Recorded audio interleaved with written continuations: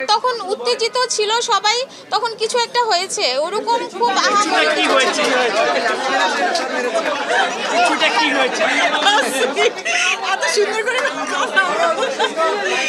রাগারাগি হয়েছে, ববি অনেক উত্তেজিত ছিল। এতগুলো মানুষের সঙ্গে কিছুটা আসলে হওয়ার কিছু নাই।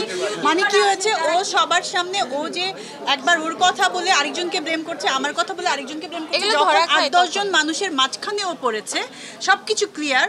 যেহেতু আমরা অনেকদিন ধরে একসাথে সবাই গেট টুগেদারটা হয় নাই, সুযোগ পেয়েছে ২-৩ জন হয়েছে, বাট এত ৮-১০ জন হয় নাই, তো মাঝখানে ওর কি করার থাকবে আসলে তখন? মানে একটু রাগারাগি, একটু ধমকাধমকি, একটু ধরেন যে কলারের শার্টে ধরলো যে কেন এই কাজটা করলা, এরকম হয়েছে আর কি।